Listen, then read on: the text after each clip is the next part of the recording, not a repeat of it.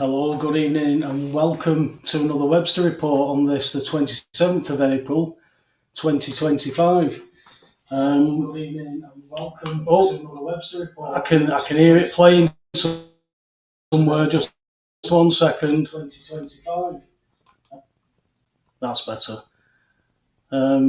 Alex, you might as well come in straight away, mate, because I know you've been ferreting away, busy, doing a lot of things that we can definitely touch on with what you've been coming up with. But just bringing it back to the realities at the moment, we've got a lot going on with what's happened over at the Vatican and the Pope and what's going to happen, the prophecies about the popes. And I've sent you some links, but I know you've probably been too busy to look at them. But where is your take on what's happening? Because what happens in the Vatican right now, I think it's going to be pertinent for the Western world.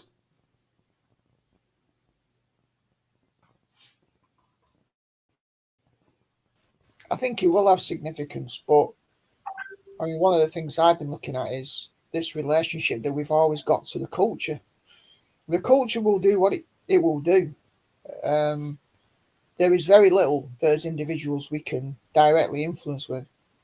The best we can hope to do, I think, is create subcultures where there's more traction, there's more positive example that people can follow because you're not just one person. I think this subculture then can become counterculture, and if you can get enough traction. So what's happening in the Roman Catholic Church obviously influences a large number of people who consider themselves Christian under a Catholic umbrella, regardless of what we think of it. So it is going to have an impact on Christendom, and it's going to have an impact on, I suppose, the Roman Catholic Church's presence in the world and what it symbolizes and represents, the degree to which it's a completely corrupted false religion and the degree to which it still carries fragments of light and truth. Because even apostate churches, we know from the first, those 7 churches at the beginning of the book of Revelation, they get rebuked in differing degrees, and many of them are putting up with a lot of stuff that they shouldn't have been putting up with, but there still is church. A lot of stuff tolerating, dodgy, like a Jezebel spirit and stuff. So Mariolatry, is clearly out of the question. It's never ever been something you can support from Scripture. So they're clearly compromised, as are the Orthodox Church. But they view it differently. They see it as a form of veneration, and with the saints as well. They see it as a congregation of all the holy departed souls who's left. So they've always got like a framework. It's dangerous. But they don't believe that that's what it actually is. So it's very clear that the lines, if you pardon the kind of contradiction almost, it's very clear that the lines are blurred.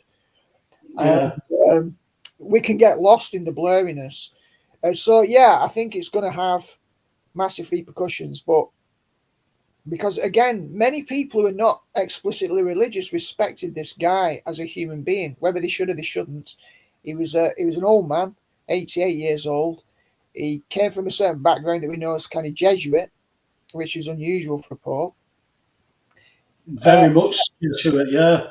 He also had that South American influence, so a lot of stuff on social justice, and he was very inclusive.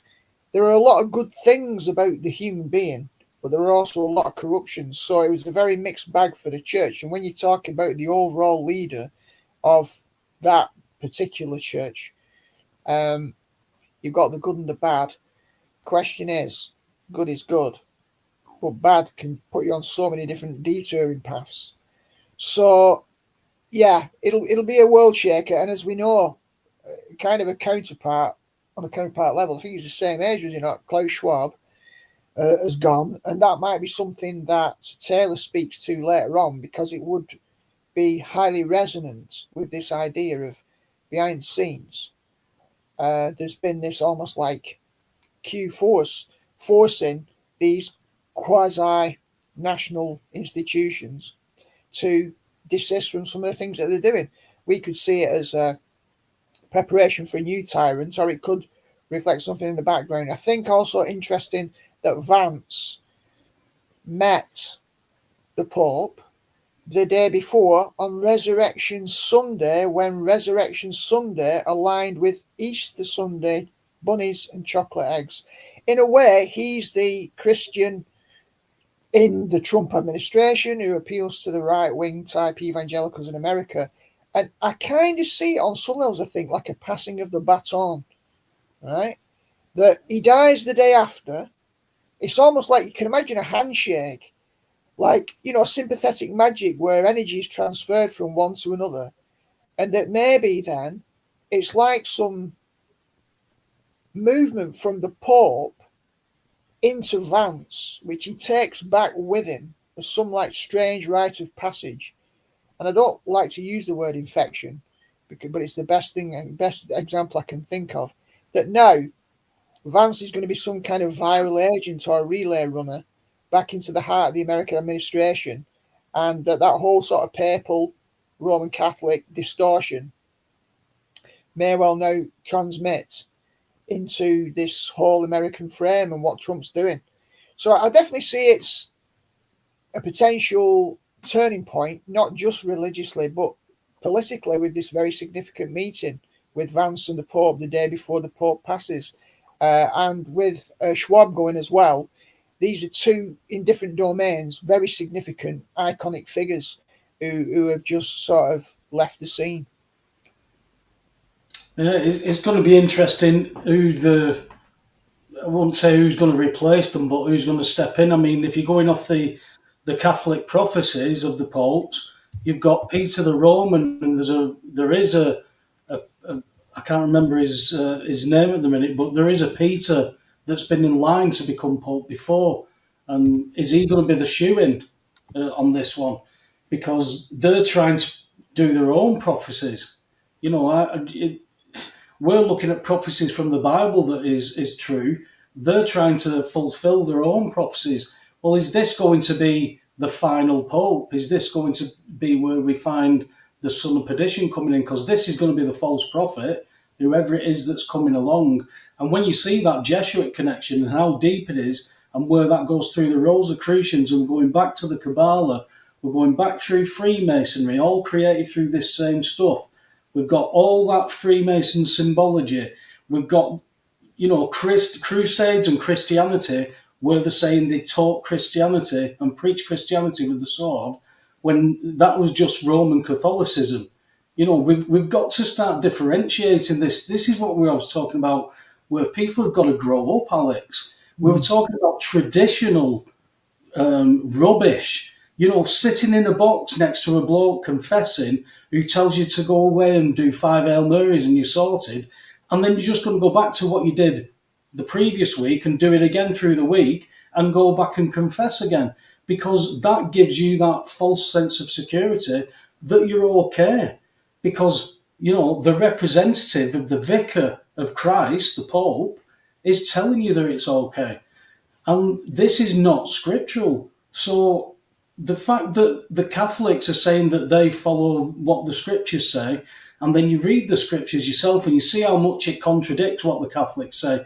It also contradicts what Church of England say, because with Church of England, we don't have Protestants anymore. The Protestants agree again. So are they all Catholics again now?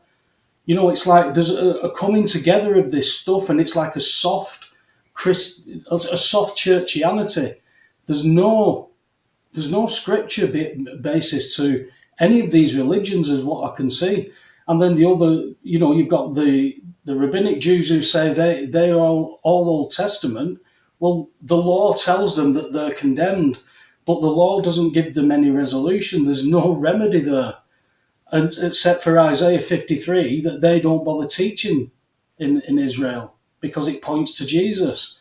So you've got all this, all this conflict going on within Catholicism, but then you've got all these other Christian religions that all contradict each other, can't agree with each other, and yet we've all got this same book.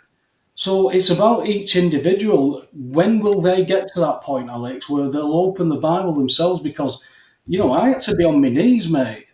I wasn't going looking for that at the time. There was nothing left for me, because I realised how much control of this world is, and how drunk it is on itself, where you can't even present truth in a courtroom and walk away with justice.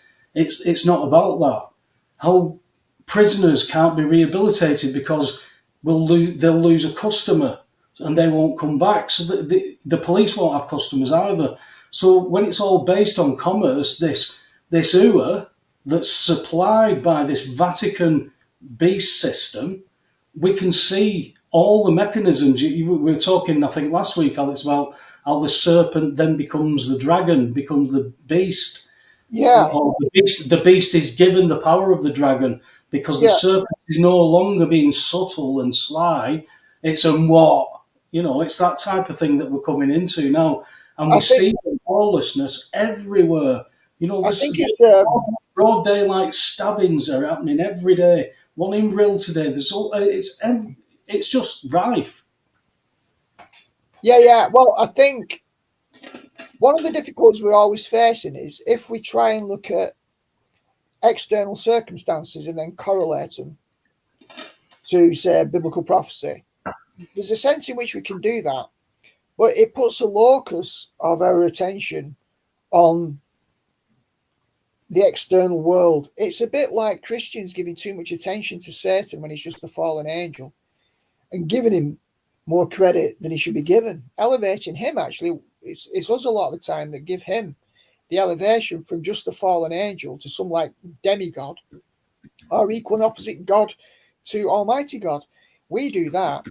He doesn't have the power to do that. But I think when we don't look at the external, which we're always tempted to do, because especially when it's shocking and in your face, it's part of the devil's strategy, Satan's serpent strategy, however you want to conceive of the agency and the spiritual powers. It draws us in to simulation and being decoyed. So, like, for example, you take the example from the Roman Catholic Church and you talk about confession. Yeah? So confession, what's wrong about Roman Catholic confession is not that there's some human being confessing to a man instead of God in Christ as the only mediator. That's the way we view it externally.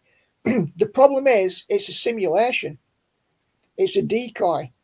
So God has given a template that we as Christians are supposed to discern and we're supposed to follow. So yeah, we can confess our sins to one another according to James chapter 5, and we are fulfilling the law of Christ in doing so, in submitting to one another. There's a form of confession that humbles the soul, and it's spiritually cleansing because we're showing accountability and God honors that. However, what the Roman Catholic Church have done, they've codified something which was part of a living relationship with Jesus Christ, and they turned it into a formulaic ritual and said, I tell you what, if you translate this living reality of God's holy presence in your life and the relationship connection you seek with him and turn it into a creedal thing, turn it into a ritual thing, turn it into an obligation thing, well, effectively what they've done in simulation is reconstructed the law. They've reconstructed a vehicle or a mechanism by which they substitute access to Jesus Christ, God through Jesus Christ. They've changed it to a different sort of temple presence, which is your obedience to a law or an external form, which is a shadow. It's all shadow. And of course, what the enemy does, he'll use any method to decoy us. Sleight of hand, hey, look over there. Meanwhile, the action's somewhere else. So that's much more sinister than just attacking it on the level of, say, theological correctness. You can attack everything on the level of theological correctness. We've got our own specific theological frames that we've acquired over time, and everyone's is slightly different. Even if our doctrines seem to agree, we configure them in our lives differently, and we navigate by them. So they're not perfectly aligned. What we need is the underlying discernment in Christ to see, because the enemy is a decoyer, a deceiver. He first and foremost doesn't operate in beast mode, because when you're in beast mode, you're intimidating and scaring people. They notice it. It's much better to play in trickster mode, play the game, invite everybody else to play the game with you, and as long as they agree to play the game, you're keeping a steady ship. You're keeping everybody comatose. They don't spiritually wake up. So he is going to play a low-key game, and he's going to do much better with simulating God's truth and getting Christians to follow a simulated truth that resembles God's truth. That's a much better way. It's like Antichrist is not so much against Christ. It's a substitute. It's a counterfeit. It's It's in a place of. simulation. And that's the real danger that Christians won't notice, because flagrant doctrinal errors like Christ consciousness, they're not hard to spot. I would question that anyone's a Christian if you think Christ consciousness is compatible with Christianity. It clearly isn't with anyone who's been a Christian for more than 35 seconds. So it's not those things. Well, it's the same. It's where Jesuits, Rosicrucians, this is where they get the Christ consciousness stuff from. You know, we know people who've come down the Rosicrucian path. You know, they live the scriptures that they've never read because they just let Christ work through them, and really good things happen to them, and they help people. We've seen it, haven't we, Alex? But the fact is that it's all, well, I've done this, I've done that, because I can become this. And the scriptures say, no, you can't. No man can do it. That's why I've done it. And you've got to believe in me now, or you stay with the world. I'm not going to condemn you. You are going to take yourself off into the world and sit with the world, and the world's got to go. This is a fallen place. But when we see now, I mean, we're witnessing again a hike in all the gas, water, and electric prices. You know, it doesn't matter how many arguments we have, how we can work the system, how we can set these things off, how do we win this stuff. It's the system that's not allowing it. So unless there's a breakthrough in that kind of forum, you're not going to see it until things get progressively worse. And when we can't balance the books, and we're wondering why, you know, we're arguing about the gas prices are set internationally, so when we put tax on top of that, and why would companies come here? Well, the thing is, everybody's being charged as a company, so this debt thing is being inflated, and it's because of how we've been taught to act within this system. And now we want to stop and change this system. They're going into full on, you know, they're going into top gear now to try and just bulldoze this through. But I see hope in it, Alex. There's a lot of people that are talking stuff that wasn't happening 3 or 4 years ago, but it's how soon is this collapse? And what are the ramifications of that going into a recession, and seeing what things are going on with farmlands and stuff like that? Are we going to have the people with the acumen and the balls to make a grab of this stuff and keep it back as part of the communities? You know, we've been involved with people who want to start these communities, but you have to then start to say, well, some seem quite cultish, you know, they've got elders, they've got these things, and they say they follow the Bible, but they're not Christians. Well, that's taking bits out of the Bible. Well, the Bible says you don't do that. You know, even the Quran says you can't take bits and choose what you want out of it. That's why it can be, you know, it can be a big slap in the face for a lot of people when they start to read this stuff. But the Bible is totally contradictory to all this. Just a comment on that, Paul. You've got to have a foundation somewhere. And when you've been lied to everywhere, Alex, you find one place that all these liars say is untrue. And it's integrated through this financial system that is controlling people's lives. And it's being run by these ruling elites, whoever they, you know, we can name a few and go everywhere with it, but all these ruling elites have got dedications and oaths, and they go through all these secret societies and these bloodlines. And we know what the goal has always been. That's to take complete control of this realm, and to try and go and take control of the heavens as well. Nothing's changed, Alex. We're still in the same boat. Yeah, well, I mean, ultimately, it's interesting you mentioned in the Bible there, because more credits comment, you know, on there. It's much simpler than that. Jesus said, know thyself, the truth shall set you free. Just a correction. Know thyself was a statement of the oracle at Delphi. It's got nothing to do with Christianity. It might have some relevance to know yourself. There's no disadvantage in not having greater self-awareness, but that's a mixture of the oracle at Delphi, know thyself, which is kind of Greek oracular wisdom, and the truth shall set you free. This is something that Jesus did say. So again, that's a movement towards internalization, which we know more credit, bless you, you keep coming back to. But the point is, in a way, we do have to have that internal locus. We do need to have that inner awareness. But as we know, God exists transcendent to his creation.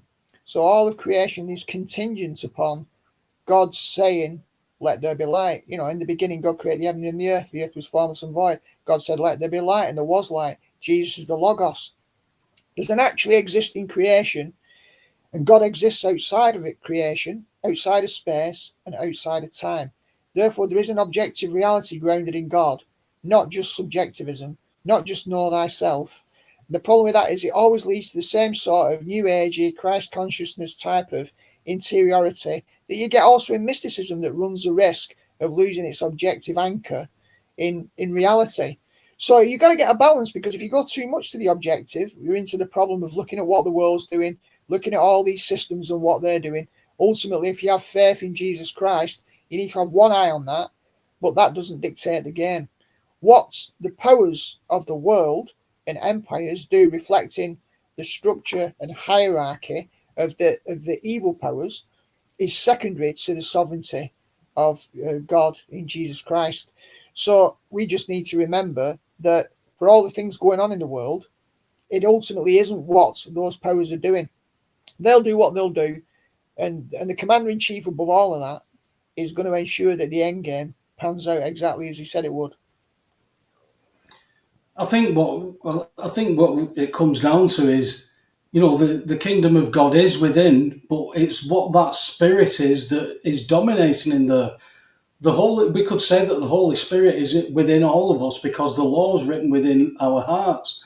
But when we don't listen to that Holy Spirit, or we think that we've got these things to do, or I can do this. It's like operating on your own self. So if I then all of a sudden think that I've got God within, God exists within me, so I am God, I am putting myself into the position of God, and that can't be. That's just not scriptural. If we're going to talk about what we're talking about, Alex, the basis for us is scripture, nothing else. We will speculate. We'll certainly discern together and get everybody talking about it. But to say that God is within and I am God, we're all gods. And God is love. It diverts that little bit off. If you're off a path by just 0.005 and you travel 100 miles, you're way off when you get 100 miles. So it's little things like that that matter. If it's your belief that that is what it is and the scriptures say it's not, well, I'm going to go with what the scriptures say, because everything else would, for me, be just being of this world. That's why Right. nothing else would even bother to touch or change me. What about those two statements that I am's put on? God exists in us all, which is a good example of what you're saying. And further down, God is us, we're not God. It basically, it's just baloney. It's just that's just the two abstract statements that don't really mean anything. God exists in us all. What does that mean? Atoms exist within me. My blood exists within me. So it doesn't actually reveal any content. It doesn't tell us anything about God. It's just a meme. It's just an idea. God exists in us all. Well then, yeah, I had baked beans on toast with tea. So what? 2 + 2 = 4. So what? God exists in us all. No consequences, just a nice little creed that we can repeat. A nice little philosophy to frame of, yeah, God exists in us all, man. Get your joint out, start smoking it. And then, yeah, God is us, we're not God. Another cryptic statement that doesn't mean anything. To answer what Dinny's asked, if you don't believe in God, does that make you a bad human being? It doesn't matter what you believe. Honestly, if you know right and wrong, which everybody does, it's all written in our hearts. We know when we're doing wrong. We know when we're doing good. If we say then there's no God, then everything's subjective. So you know what right and wrong is. You might as well just do what you feel. But if there's an eternity to be looking at, and you say there's no God, well, that means there's only the world. And the scriptures say that that world is going. So if you don't have a belief in God in any shape or form, then you've made your choice. You're going to be allowed to just get on with your life. You might have a great life here, You might have no worries. You might have great fun, great family, and all that kind of stuff. You don't see the point of it. Like I said, when I lost my dad, I started to always look was what happens after this, because I wondered where my dad had gone. Has he just stopped existing and all that kind of stuff? And it made me research, and it made me to look at all the religions, made me to look at what they said and what the basis of truth was, and aligning it with what I'd been taught was what they were told was my religion, which was Church of England, which was Bible. And everything disagreed with what the Bible said, but they were just stories to me. And it was only when that day, when you're on your knees, 15 pints of lager in, not wanting to be here anymore, you start crying and begging for something because I can't see anything. And then something changes your life. Then you start to put your faith in what it is that's changed your life. And it isn't just a book, because from that book, those words, I can read the same book every day for a week, and I won't just hear all the stuff that I knew about that book. I hear other things. I hear other scriptures being pointed to where I've heard those lines before. That's the relationship that you get. So to say that we are God, or we're just created in his image with no free will, no mind, we wouldn't need anything. We wouldn't need a saviour, because we'd just be an automaton. We'd just do as we were told. Well, that's not what God wanted. That's why he didn't have anybody, including the sons, including the angelic, in the angelic realm, all those sons of God. They all have their own free will. Some decided that they didn't want to be in God's service anymore. They wanted to come here and do what they did. We have to go back and analyse those stories and piece them together. You always talk about these jigsaw pieces, Alex. Well, everybody's got some pieces, and everybody's pieces, some of them are all copied. They all match. But then somebody's trying to jam pieces in that don't really fit. Other people stick to what just a bit of the jigsaw that they can see and go, oh, well, that's okay. It wasn't good enough for me, that, mate. I had to read it and see how best can I find that the translations work. I found the KJV. I love the Old World English. With a blue letter Bible with the lexicon, you can go back through to the Hebrew, and all of a sudden you get a different insight to what these traditional churches are teaching. And if the subtlety of that serpent has taken you off where you can sit in front of a statue and pray to it, because Mary is an intercessor, she's the Queen of Heaven. I've heard this Queen of Heaven being mentioned in Baal worship and all this stuff, and Semiramis. So we've got to then be careful and grow up and say, well, where's that in the Bible? And if it's not in the Bible, then I'm not going to go with it, because all the Christ consciousness stuff, the mediumship, I understood that all that and where it comes from goes against what the Bible says. So it was a weighing up of things. When you've got scales, mate, and you've got all this weight on one side, and there's this going, yeah, there's doesn't seem to be anything corrupt in this, because all the corruption keeps saying this is corrupt. Yeah. So it's got to be starting to discern it. But if you don't read the Bible to study it, then you can have your opinion on the Bible, but is it valid? Well, I think as well, we've got to ask, when people ask basic questions, that's a good thing, but we need to give basic answers as well. So just coming back to Dennis's question myself, if you don't believe in God, does that make you a bad human being? No, it doesn't. But the point isn't that. For me, the point is that good human beings and bad human beings die. Full stop. Well, as well. What next? Nothing else really matters, mate. I mean, at the end of the day, if you're a good human being and you contribute to the world, or you're a bad human being and you destroy things in the world, great. It is what it is. It's just a set of facts and a description about what this particular person did or what that particular person did.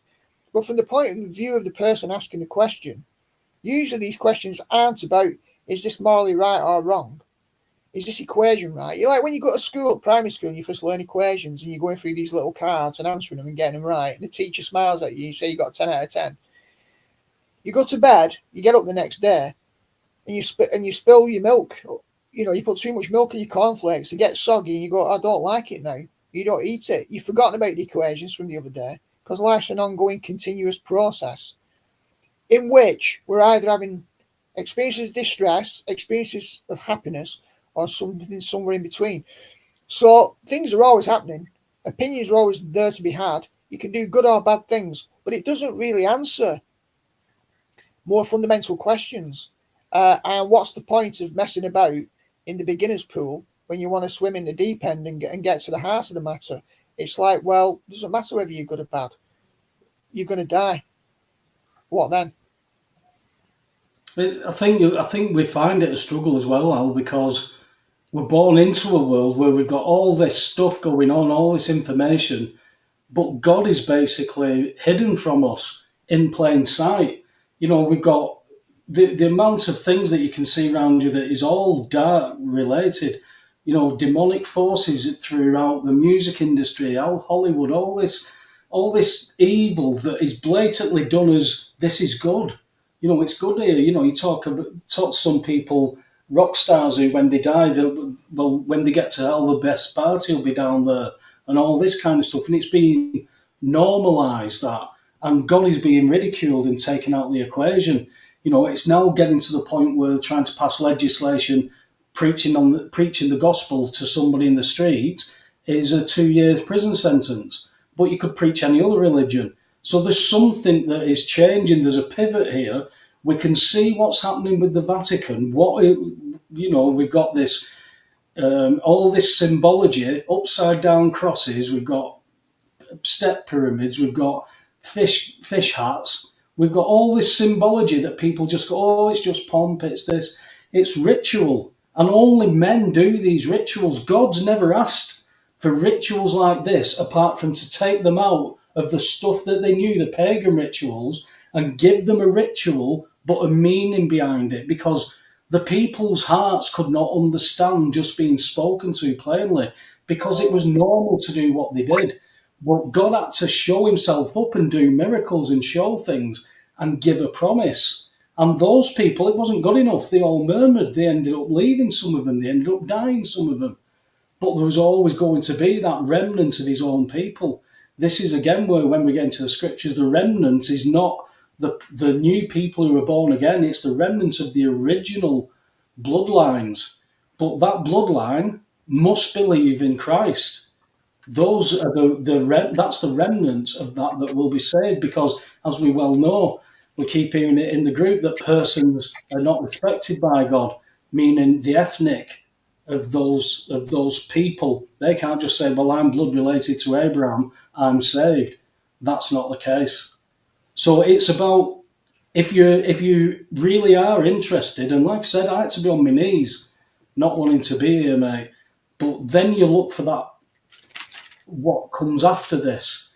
And if it's an eternity of this world going down to the evilness of 100 times on steroids, or a perfect life, being absolved of all this, taken away from it all, given what we were supposed to have in the first place. But this world has to go through it, and because we're born into it, we don't have a choice over that. And there is nothing we can do about that, because it was done. And we have to have a belief in that, of who Jesus was, why he came, and who sent him. Once we believe that, then the fruits from that work will come out. The fruits, like we do this podcast even. We said even if there was only 2 people watching, we'd just do it, because this just somehow needs to get out. And it doesn't matter anymore whether people believe it or not, because it's not up to us to make people believe or trying to convince people. We just got to talk about it, because nobody else is. And it's fine if people disagree. That's what the debates are for. But when you bring in beliefs from things that I know aren't true, the Christ consciousness stuff, doing it yourself, I know it's not true. I've been there, I've tried it. It doesn't work. But people say, yeah, it does work. I just sit there and I think of something that I want, and then I'll get up and it's there. People have claimed that have happened. I can't say that that's not happened to them. As you've said before, Alex, we're spectators of other people's lives. but that's never done anything to me apart from this. So maybe maybe it's just me then. But if it's in the Bible, I'll see where it fits and I can assimilate it and I can discern it. If it's extra from the Bible and it disagrees with it in any shape or form, I've got to leave it because I'm trying to study something that has only been truth so far. And whether we like it or not, whether we agree or not, there could still be truth. You know, just because you don't believe in something doesn't mean it's not true, does it? No, it doesn't. I was just noticing Jimmy Hagan's comment there. The second Christian channel to tune into today. There are thousands of Christian channels on the tube, all talking about the same topic. Interesting. Well, I have noticed, the communications that I've been getting.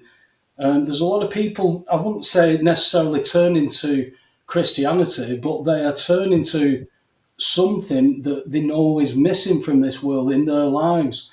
And it's becoming a concern of some people. I mean, just a little bit off topic, but not too much. Liverpool won the Premiership today. Cody Gakpo takes his shirt off with a sign saying, "I belong to Jesus" on it. So that's a Premiership winning player that's now saying that I belong to Jesus. Now, does that mean he's a Catholic boy? Does that mean he's a Church of England boy? Does it mean he follows the Bible? We don't know, because we've got a lot of people who say I'm Christian, but they don't seem to act Christian if the real term of being a Christian is following Jesus' example and what he taught. If that is the term Christian, then there's no such thing as a Catholic Christian. You're either a Christian or you're a Catholic. You're a Christian or you're Church of England, because they don't seem to disagree with much of the Catholic stuff. And that's when you get into the other religions, the Mormons and the JWs. If you disagree with Jesus and what he said and taught, you can't be a Christian, but these people say they're Christians. And I think that is partially a problem, because you've got to be able to discern that for yourself. But if you're comfortable in a religion where you've been going every week and you know all the people, and you go to the bingo sessions and all that the churches put on, and you've got a family community together, it looks great, it sounds great, but what if you're not actually understanding what you're being taught because you just believe that you're saved? Have you seen this? I think it's a really good question from Dennis. So, Webby and Alex, you both are totally at one with your lives. That's a really good, thoughtful, and penetrating question, isn't it? Because it's where the tire hits the road. And it might seem as if the expected answer, right, would be yes. So that you can say that's the difference between a Christian and a non-Christian. However, that isn't the case, because when Jesus said, "Take up your cross daily and follow me, walk in my pattern," many of them were crucified, some crucified upside down, skinned alive, sawn in two, sort of thing. You've got only the beloved disciple John, who saw out his natural years. So I'll be very surprised if there wasn't a lot of conflict for them. Same with the Apostle Paul, who wasn't one of the original disciples. So a lot of those early examples of the followers of Jesus had an extremely challenging time in the culture. So had to take up the cross every day and follow him, got persecuted. So we tend to have a view of being sort of totally at one, in almost like a Zen sort of spiritual view, almost as if you're a monastic or a monk or a mystic, having this internal resonance as if you lived in a vacuum, going away to a monastery, becoming spiritually attuned and aligned, singing your kumbayas, receiving this anointing, feeling this wonderful bliss. But in reality, Jesus didn't call the disciples to exit the world and set apart some community like the Essenes. He told them to be fully engaged and that there would be a price to pay, consequences. That's precisely what you don't get in most religious affiliations or the Christ consciousness, New Age stuff. It's bang your drum, do your kumbayas, get a feel good factor, talk about the spiritual vibration, while bypassing the problem of the human heart, the human condition, which is that we tend to destroy one another. That and just creating a feel good vibe is kind of false spirituality, and it's in fact what the serpent tries to trick us into. Yeah, just get yourself a nice, comfortable spirituality. Get your drum out, that drum that's outside of yourself, and bang on it. Get in touch with the earth rhythms. You'll go into a trance and feel great. Meanwhile, the next day, you'll go into work and have strife with your manager or your colleagues, and you'll knock 7 bells out of each other. And then you'll go back and go, well, I've got my gong back at weekend, so I can chill out again and feel better about my life until Monday comes again. So it's all these putting a plaster on the real problems to create a spiritual vibe. And that kind of alignment stuff, it's very kind of esoteric, internalized wisdom. Doesn't mean there's no place for that, but it's not the touchstone of the Christian life. So I think, while it's an absolutely fascinating question, my answer has to be, I'm heading towards it. It's the difference between, like if you're a surfer on a wave, you've got to try and keep your balance on a surfboard when the wave is making chaos underneath you. Trying to maintain your balance in a situation like that is different than trying to balance on a wall that's a thin ledge and isn't moving. It's much easier to balance when the foundations of life are stable. And you can try and create a stable foundation, but life will find its way, like Jesus said about the wise and foolish builders, of testing your foundations with wind, gales, all kinds of stuff to see if it stands. So it's complex. Christians don't live in a vacuum, but we try our best. The way I'd put it is that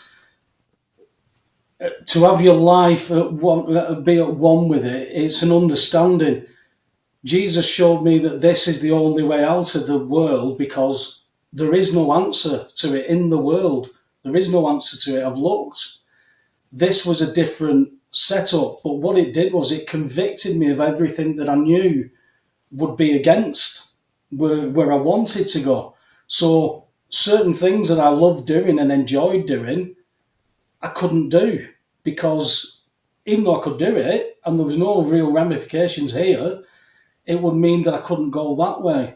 So it brings a lot of sorrow, that understanding. So when you can't say when you become one with your life, you have a better understanding. You're not being tossed to and fro on the emotions that, oh, Liverpool won't let me get drunk and be happy and and then feel bad in the morning and then go to work and have those arguments with people and then you're arguing because you're of a football match and things like that.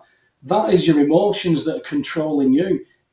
When I had that spiritual awakening, when Jesus spoke, it was different.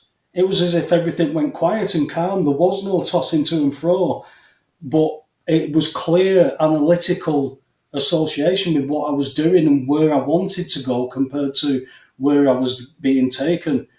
And that was the start of the sorrow, because then you realise that all your family and friends have been taught the same lies as you. All the churchianity is there, all the Freemason stuff, all the secret societies. We've just heard this week that there's a government plan to start dimming the sun. We've only been talking about it for 15 years, but now it's real because it's been on telly.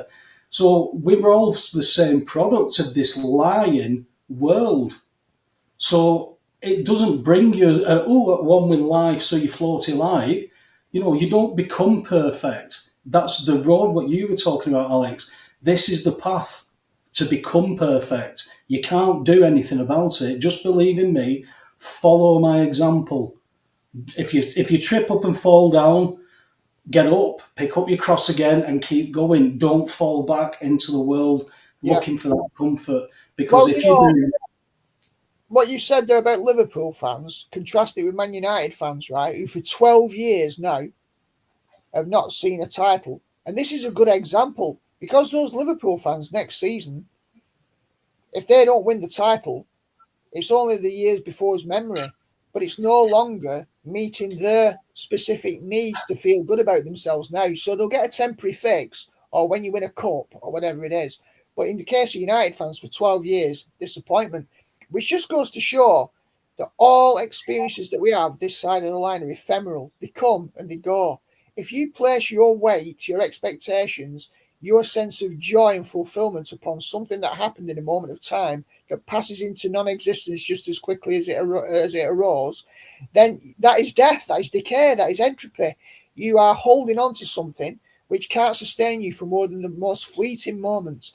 And this is the whole thing where Jesus Christ answers that. There has to be this solution that secures a platform for continued contentment and fulfillment. And this is why all these ephemeral experiences can never really satisfy. They always give temporary pleasure. And what comes after pleasure? When you take drugs, you go high, and then when you come off your drugs, you come right back down. So there's no way of getting out of that sine wave, none, except if you find an anchor outside of time. Exactly. Well, that's what I mean. You keep chasing, in that case, you keep chasing that dragon for that high that you'll never ever get again. But it's where you get, look, I was talking to a lovely girl the other day where, she grew up and she's got this good job and she's got a dream car and stuff like that.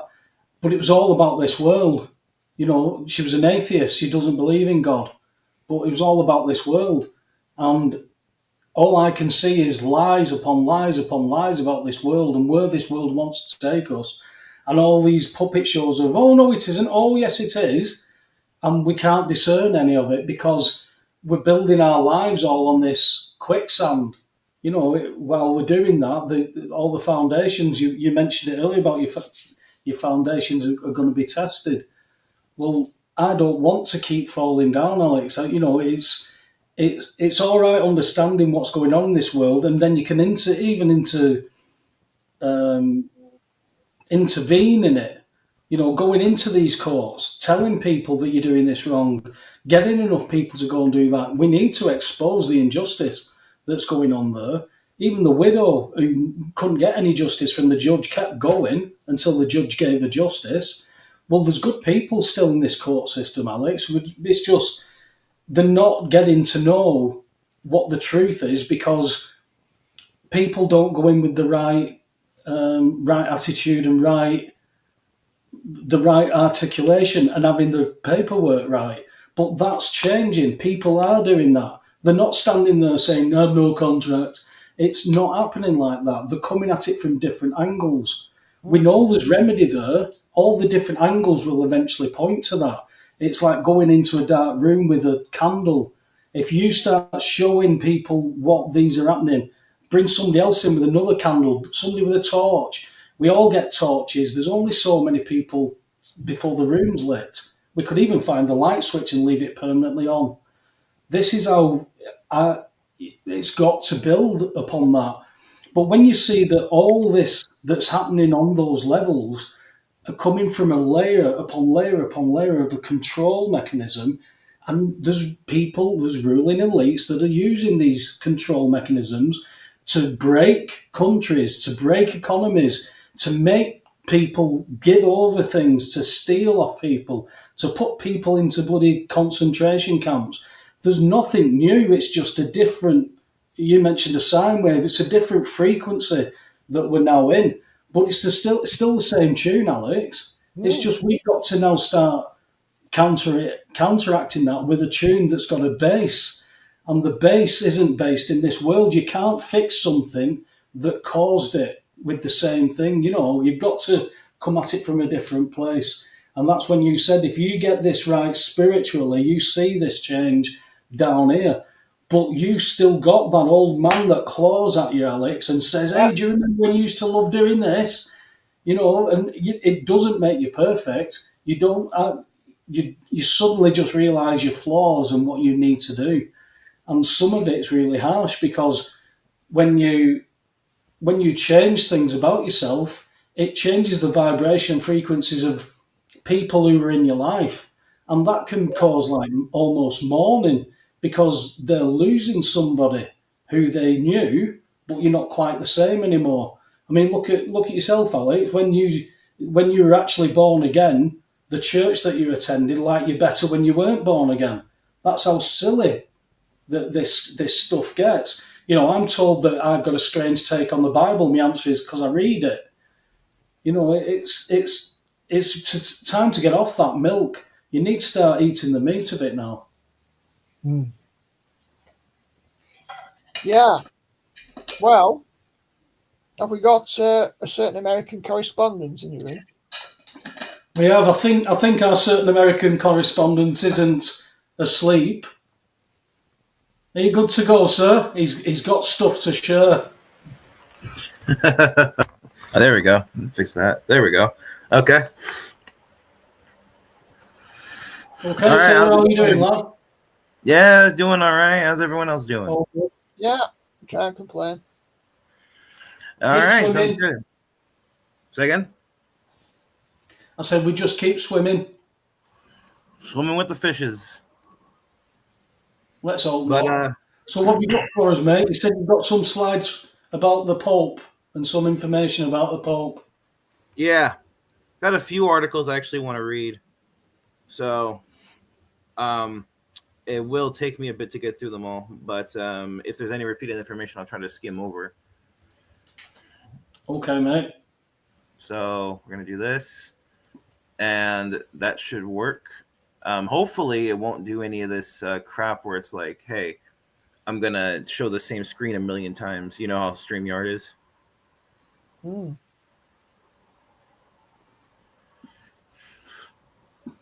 Okay.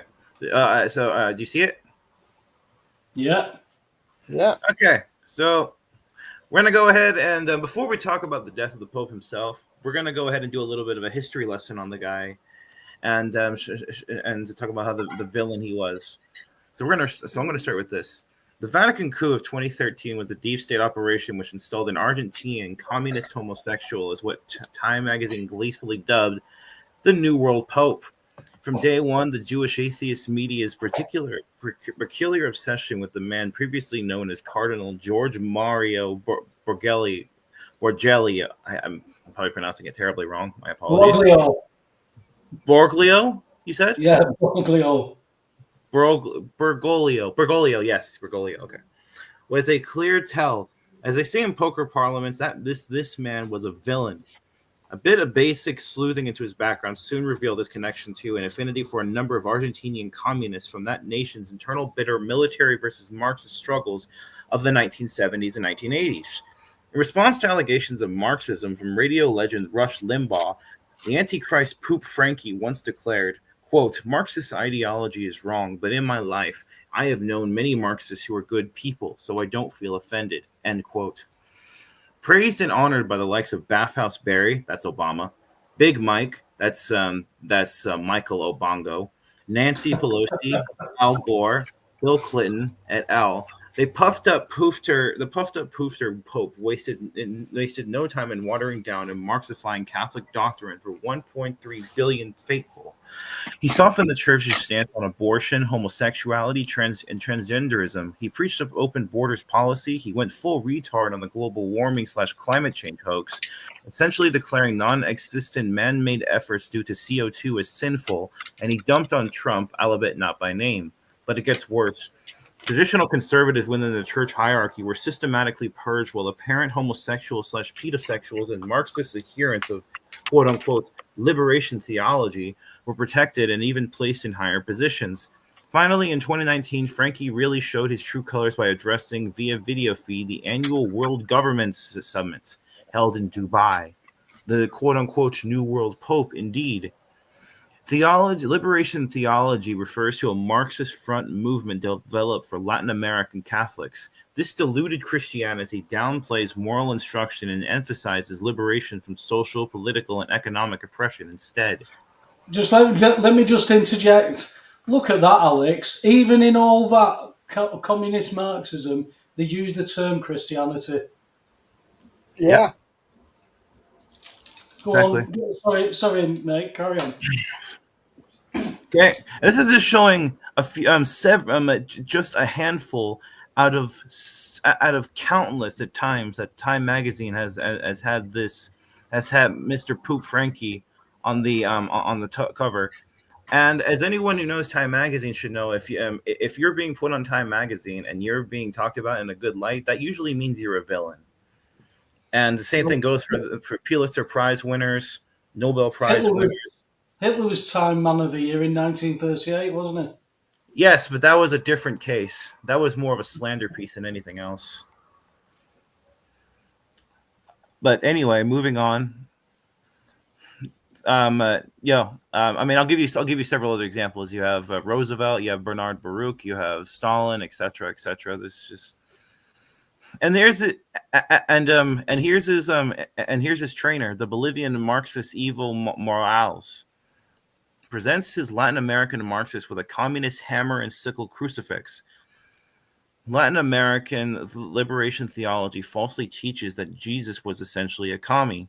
Fallen idols, Bathhouse Barry, and Frankie Faggot.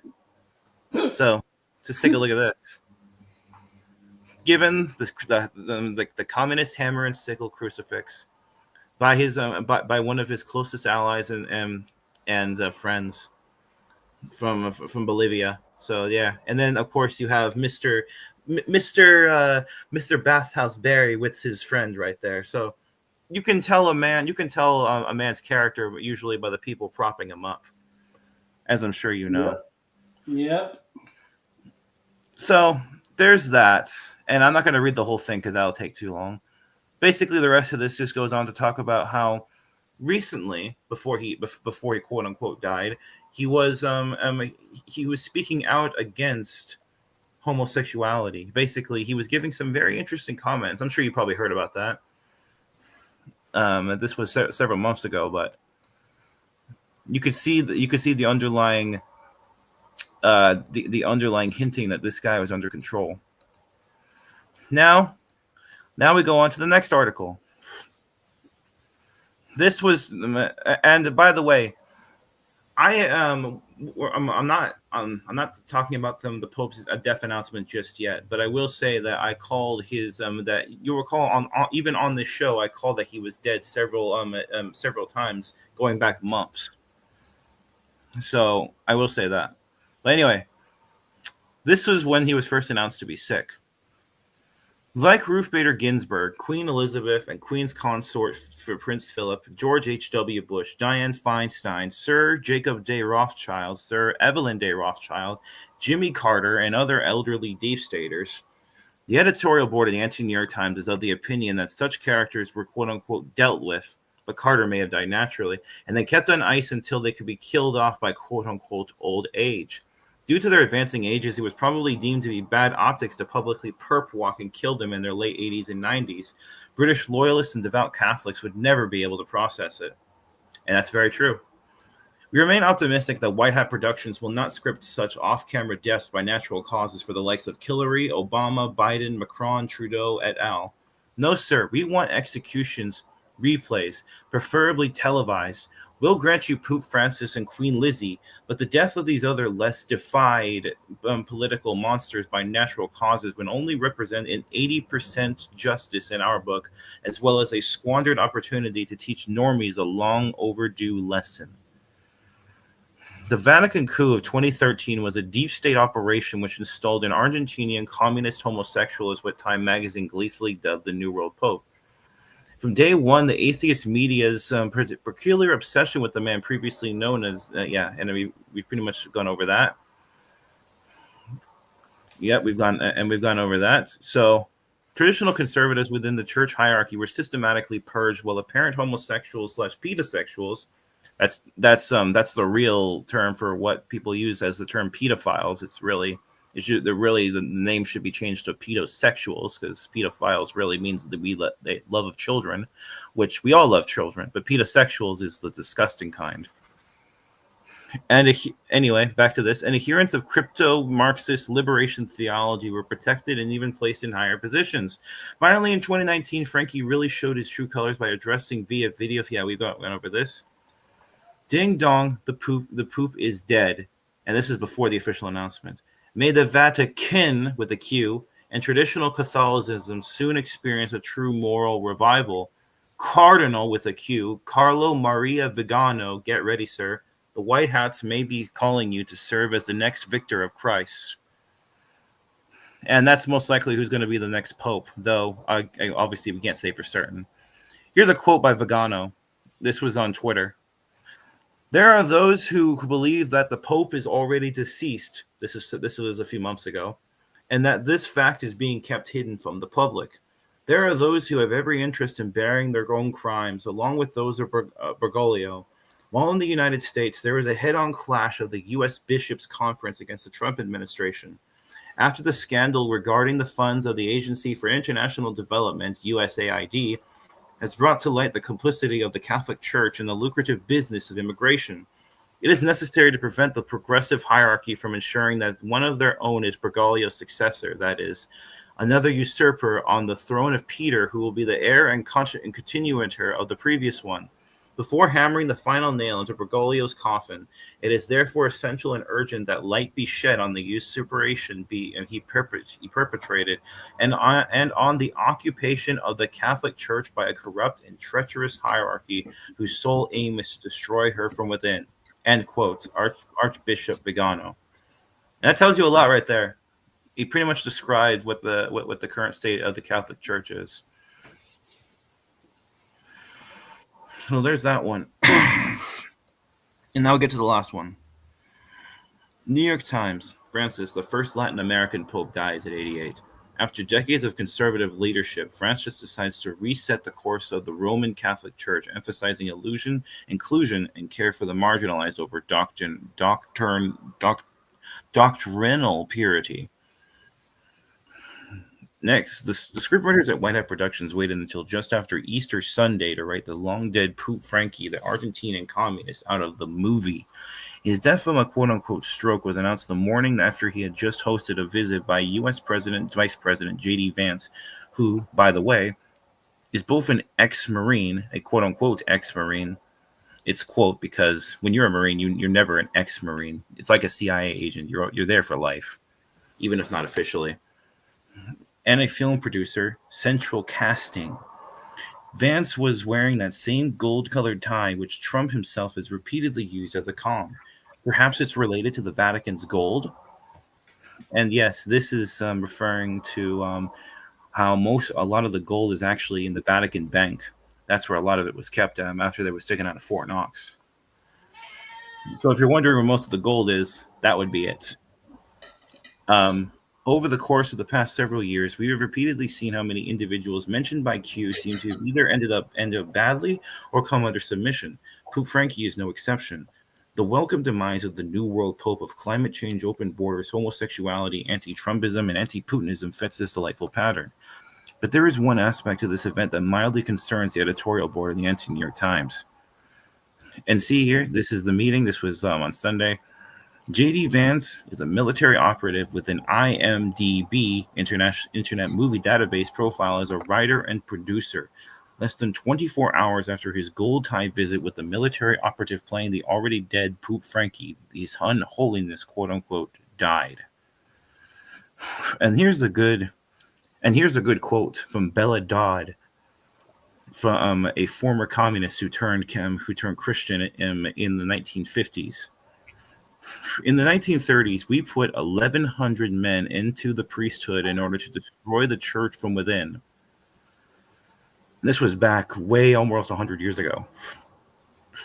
Red defector turned Catholic Bella Dodd later confirmed that communists worldwide penetrated the Catholic Church. Subversive Reds, Satanists, homosexuals, and pedosexuals were the driving force that got Frankie installed as Pope. 2.0 post shows how a Vatican meeting hall has the interior design of a snake with fangs out. And then, of course, this one is, again, the picture of Mr. Frankie receiving a communist crucifix by his comrade, Evo Gonzalez of Bolivia. But you see, look at this picture. It might be a little small to see, but you see the snake with the eyes and the teeth? If it's too small, I can build it up. I know the Vatican Hall, what it looks like. It's a snake, snake's head. Yeah, there you go. So, and see that serpent, Alex? Yeah. Yep, and that's pretty much it on that. Is that so, Mr. Frankie?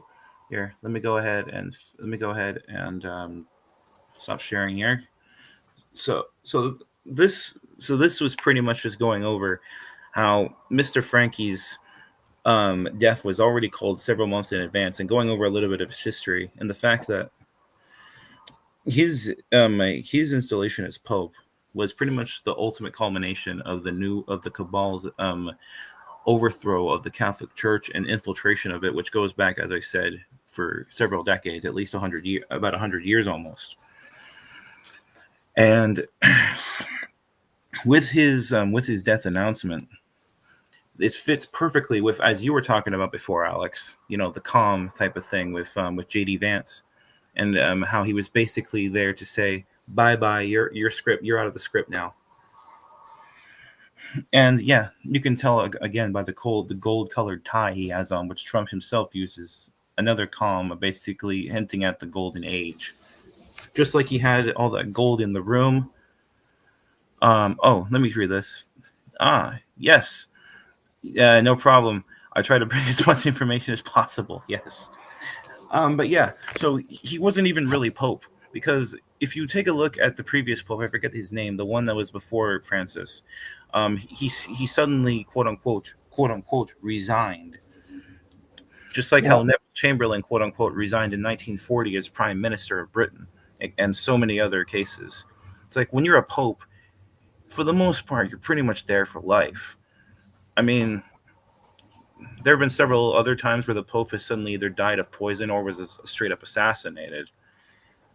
And you can, so these are presidents. And when you have presidents, you have a pattern. And, when you have pattern recognition, you can see these things. So Mr. Pope Francis isn't even a legitimate Pope. I have a friend in Italy who lives near the Vatican. And he's told me before how way back in 2013 how this guy is not even the real Pope. He was installed with as pretty much just a head figure, if that makes sense. Just like how Obama was installed as president in 2008, and how they tried to install Hillary as president in 2016. So, when they get their claws into these institutions, they always, they always Marxify it as much as possible. And you can tell that this guy was a communist as well. You don't even have to know his background. Just look at the people who propped him up: Obama, Hillary, John McCain, Bush, etc., etc. The mainstream media, Time Magazine, the New York Times, all of these anti-religion, anti-spiritual agencies and people suddenly are pushing up this guy and calling him the new world Pope. I should tell you everything you need to know about him. All right, that was a bit of a long-winded explanation, but I hope that I explained well exactly who this guy was, his history, and what exactly his death means going forward. Yeah, job well done. And everything that you've just exposed has nothing to do with Jesus Christ or the Bible. Nothing to do with it. You mentioned all the politics, and then they still throw that word in the Christianity. It's just you've got to have eyes to see this now. You mentioned about recognizing patterns, Taylor. When something happens once, you go, "Oh, that's interesting." Twice, it makes you go, "No, hang on a minute. There's something not right about that." But if it happens more than twice, then it's a pattern, and that's when we've got to be honest and be able to have these conversations. But people just don't seem to be able to grow up from that. What they've been taught about traditional churchianity, Christianity, whatever you want to call it, because the subtleties of change. You've got people all over the place. We've got idols left, right, and centre, and in a world of misery, those beacons of light that give you those flashes of joy and excitement that don't last. But when you're being tossed to and fro in a world, you don't, from the misery, you'll take whatever you can. That's that alleviates, that lifts some of that gloom off you. But at the end of the day, you can't say, well, that's not true because I don't believe it. That doesn't work. It doesn't mesh with reality. So we've got a lot of things that we need to start talking about. I mean, you've had some very interesting conversations recently, Alex, haven't you? You've been having some very high-ended debates with yourself. Yeah, using AI, particularly ChatGPT, and I've trained it with lots of different bots, and it's a bit complex if you don't know what you're doing, but I've got a knack for it, so it's been very interesting, and I've had some interesting results, very interesting results, very very efficient. So if you know what you're doing with it, you can multiply your productivity by a factor of 30 at least, and so 30 times more efficient in terms of time at least. I mean, And if you, something if to be able to achieve can be achieved just because because it becomes like a proxy of yourself that can extend yourself if you train it properly. So I reverse engineered a bot version of myself, and really just from that built, trained it, and to look at things like me, analyze things like me, entered lots of data, created lots of different bots, including an author bot, an editorial bot, and I developed a bot of myself based on an INTP scheme from Myers-Briggs. I then developed a bot that was the best bot to critique that sort of style, which was an INFJ Myers-Briggs bot. And I created a further bot, a harmonization bot. I don't know if I've created any others, but they all work, and I've trained it in psychoanalysis and everything. So I can it'd make be, a lot of disciplines redundant now just by using what I've trained. It's far more efficient, and it can access tons of data.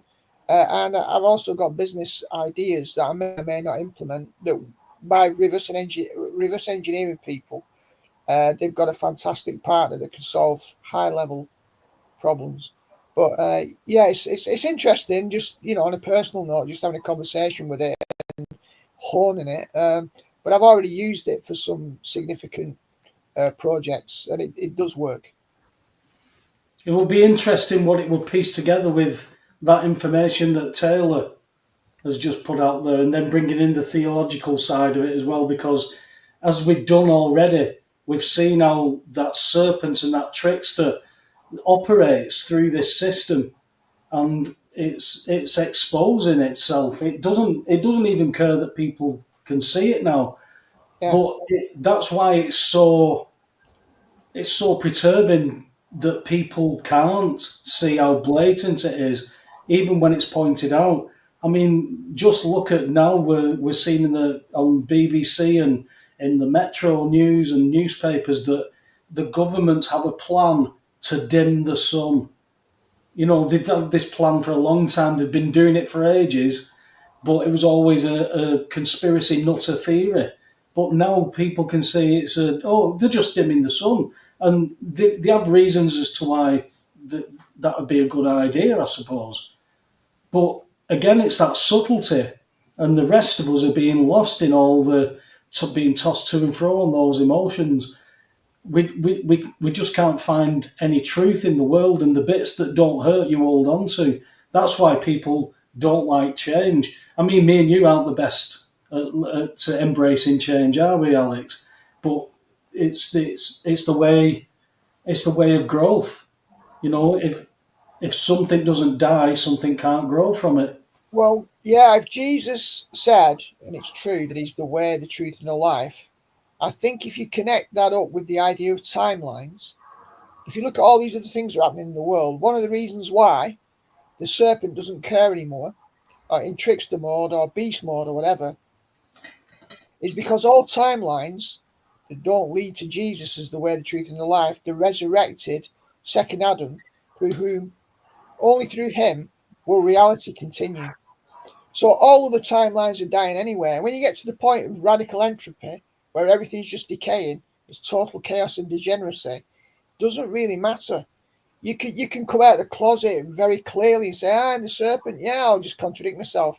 There's a so-called truth here, and it'll just be contradicted here. It's all part of the confusion. The goal at the end is to derange people so that they're lost in choice.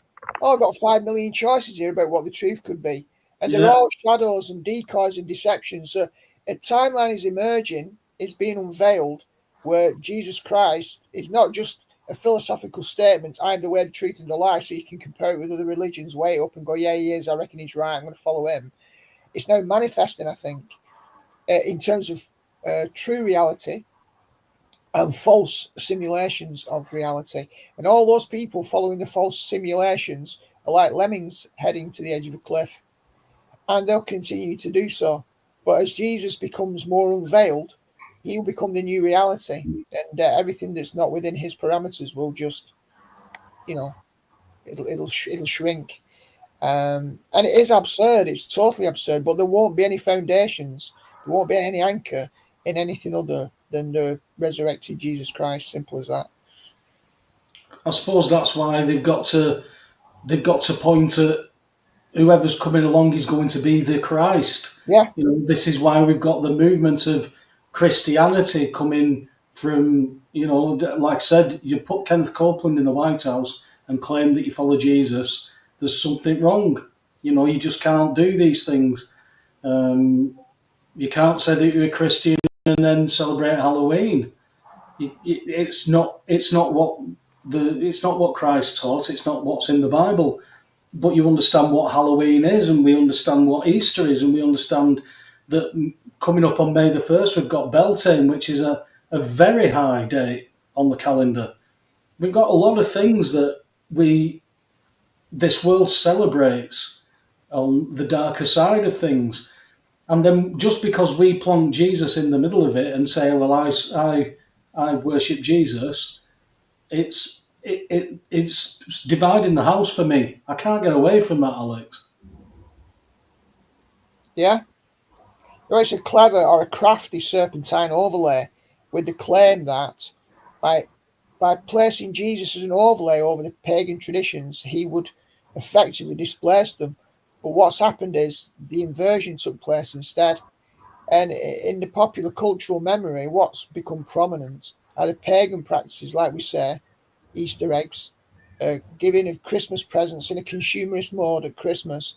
It's almost like celebrating, the Jesus who consumerism would have put on a cross. So it's like, all right, so this consumerism and that spirit of consumerism and greed and shallowness, where it's all about, me, and just a nice time of sharing, but no substance. Well, of course, let's celebrate. Let's associate that with Jesus, where really we're teaching the kids, hey, have I got a new bike? Hey, have I got this? That's what Jesus is all about. And same with chocolate eggs or whatever it is at Easter, corrupting it all by corrupting the kids and not having any seriousness, but creating a simulation, a fake, a replica that resembles it externally, but has lost its anchoring in divine presence.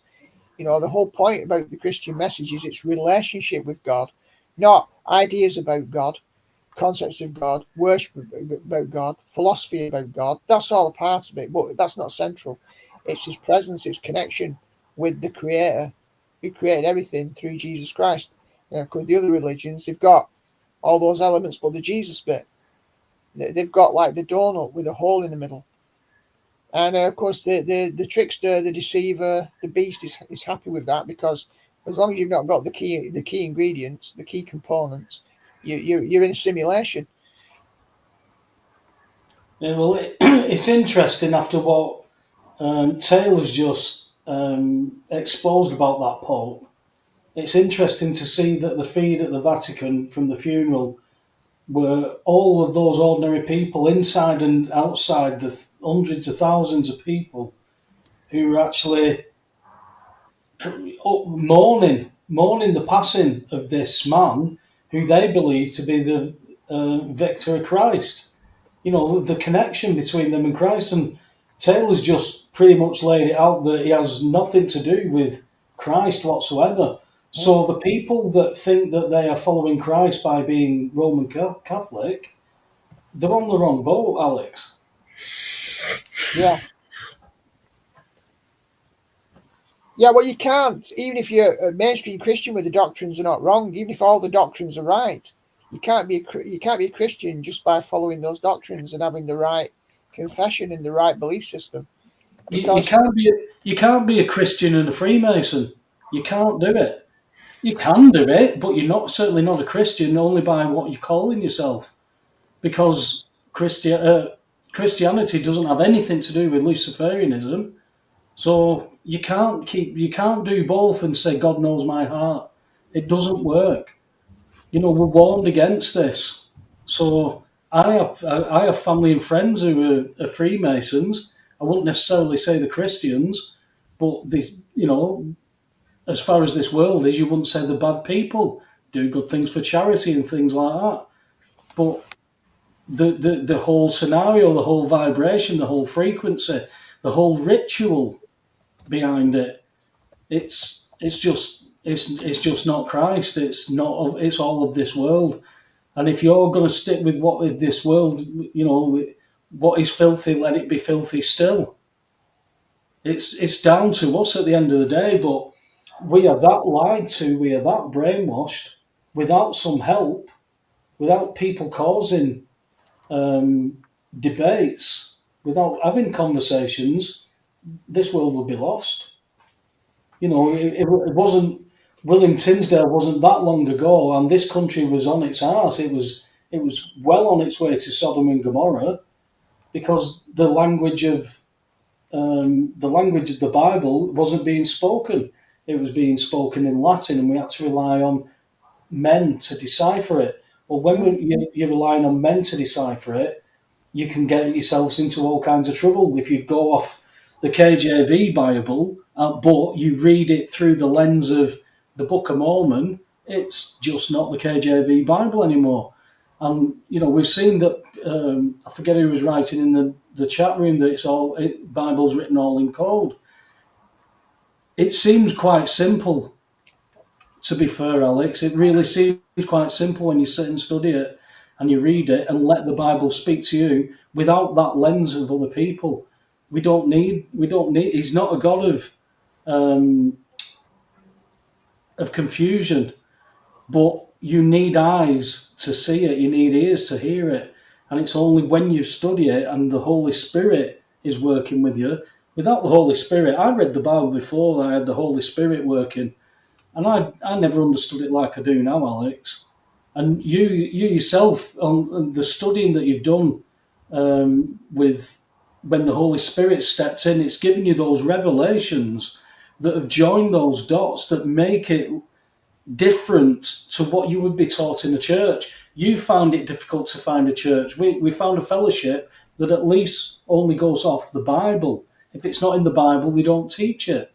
So that's all that you can do is try and look for people who are interested. They ask loads of questions, which is, it's great stuff that because, the fact that we get asked questions, it means, oh, I've never thought of that question before. Like you said, well, Dinny asking that question, we've never asked that question and not thought about it. Let's do it. Let's have a look at that verse. Let's do this. Let's do that.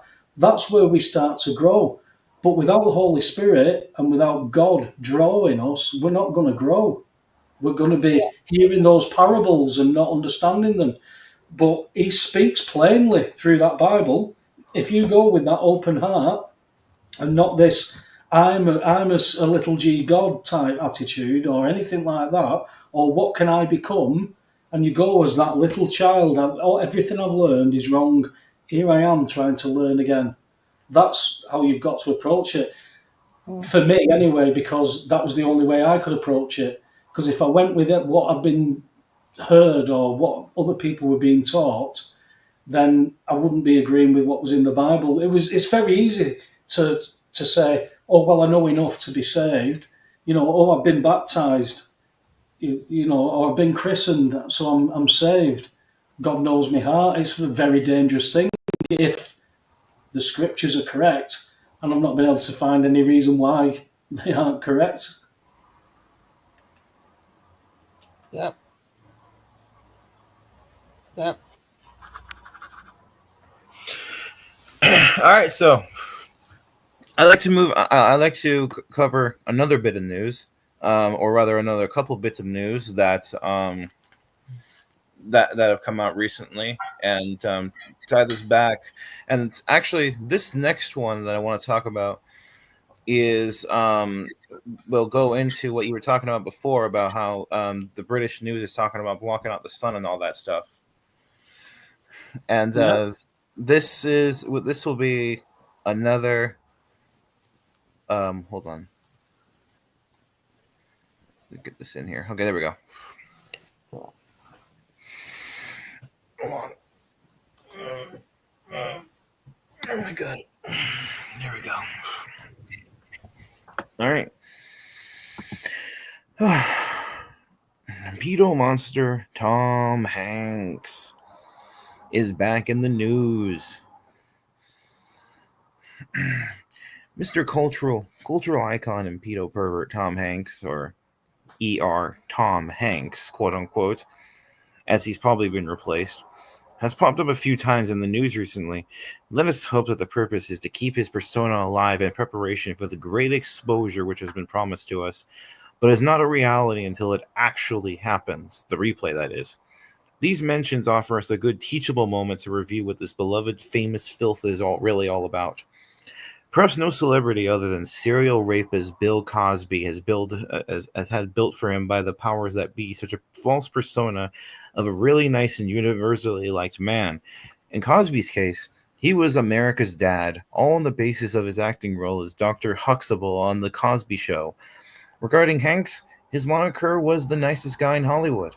Oh, how the illusionists of Hollyweird, cough cough, love to mess with the mushy minds of normiedom. Hanks in 2020 in Australia with what appeared to have been an ankle bracelet GPS monitor. And I know it might be a little hard to see because the picture is a little small, but you can clearly see the ankle bracelet on the thigh or whatever that part of the body is called, which is basically a tell that someone has been detained by Q, by the operatives, but by the military, basically has been detained. Not arrested, but detained. Two different things. It's we saw the same thing on John McCain, on Hillary Clinton, etc., etc. Now we got Bill Cosby here. His whole reputation was ruined, and then we got Tom Hanks. First we had Bill Cosby, a monster who drugged and raped scores of women, and the nicest guy in Hollywood, Tom Hanks, is actually a pedo rapist. First, we got this picture right here of Tom Hanks mocking, laughing at a kid that's been passed out, a young man. Could this be after certain things were done to him? Who knows? Hanks' remarkable rise from clownish acting roles to serious actor and star of countless blockbuster movies was not only consistent with the manner in which the evil Hollywood cabal recruits and skyrockets its loyal underlings, but was foretold in a 1988 comedy film starring Hanks that was produced just before Hanks really became big. The name of the film, not so coincidentally, was Big. Synthesis. When a 12-year-old boy named Josh is told that he is too short to board a carnival ride while attempting to impress an older girl, he inserts a coin into a fortune teller machine called Zoltar. He tells Zoltar that he wishes to be big.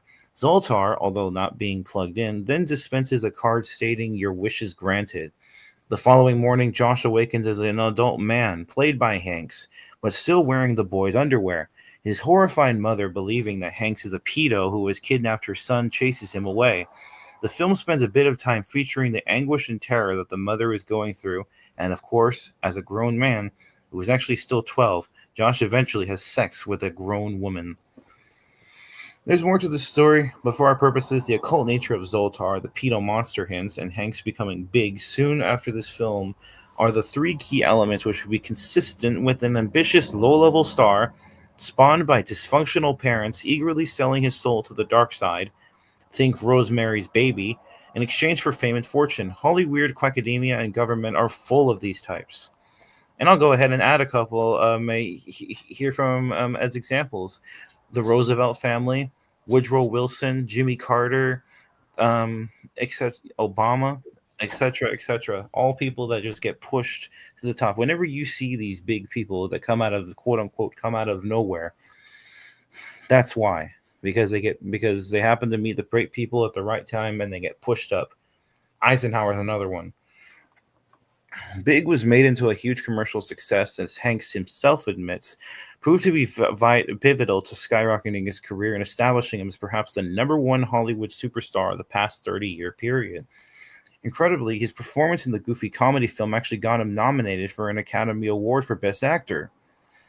Now, I've personally never seen this movie, but dear Lord, just oh my God, just the imagery of the images I've seen of this movie just disgust me. Here's a movie poster. Have you ever had a really big secret? Your secret's off, Tom. Josh shows his mother his boyish underwear in an attempt to prove to her that she really is her son and not a kidnapper. Josh's hysterical mother pulls a knife on who she believes is the man who has stolen her son. And then this is an image right from the movie. Boy Josh had to ask the demonic Zoltar to make him big. Look at this image right here. Look how, does that not look demonic? Very much. Exactly. Exactly. Then Hanks became big and bigger and bigger and bigger. And it's because of this movie. So this is what I was talking about when it comes to stuff like comms. This is a good example of that. The movie gave a comm that this actor is about to become big. And as we know who he is today. Continuing, the lingering pedo rumors about Hanks, whose son Chet is plastered with New World Order / occult tattoos, are bad enough. But a strange death which occurred on May 13, 2019 leads us to believe that Hanks may have also been involved in a conspiracy to murder a much lesser known actor named Isaac Cappy. The eccentric Cappy attracted quite a following by exposing Hollywood child molesters on YouTube.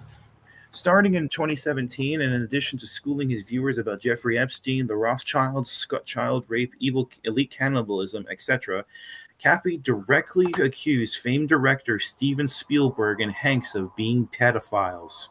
And we're going to go ahead and play that video real quick, or at least a little bit of it. Don't have to play the full thing because it's several minutes long.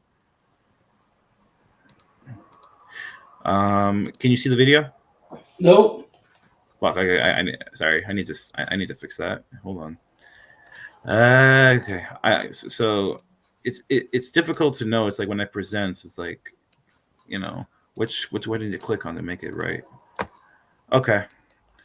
That should work. Oh, you see it? Yeah. Okay. Tell me if there's any echo or if you can hear it or anything, because I'm worried about that. There's no sound. Okay. Oh, you don't hear it? Okay. No, you need to turn the sound on. All right. Let me fix that. Okay. Let me fix this. Window. Share to share. Yes. You know what? I'm just going to click directly on the tab. Also share chat audio. Yes. There we go. Okay, this should work now. All right. So tell me if you're... Steven Spielberg is a pedophile. Yep. See how easy that was, Corey? I didn't need $10 million. I just said it. Oh, I'm not going to talk about Tom Hanks either, who is also a pedophile. Tom Hanks, folks, is a pedophile. I'm sorry if this is kind of bursting your bubble. All this information is new. Tom fucking Hanks, guys, pedophile. Called out, no response. There's this girl, Sarah Ruth Ashcraft, on Twitter, who has been accusing Tom Hanks of raping her when she was 13. Her dad sold her to Tom Hanks. She's been accusing him for months and months and months and months and months. He's never addressed it. I saw the gun allegations, and I saw him like, oh, they're just jokes. I'm like, bro, I know who you are. I know you. I've met you. Is Oprah a pedophile? Well, let's see. Hanks? Oprah, he means Oprah Winfrey. Weinstein? I mean, the company she keeps, as rich as she is, I don't care. I've already been blacklisted. They can't double blacklist me. They can try to kill me. Good luck with that. 6-6.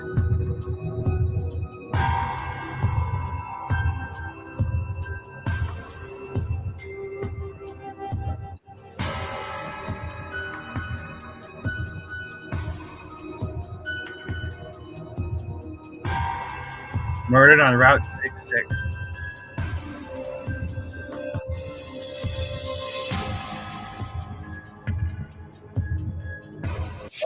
Yeah, it's true. My parents got coronavirus. That's Tom Hanks' son, by the way. Look at this fucking tattoos. Pardon my language, but dear Lord. It's crazy.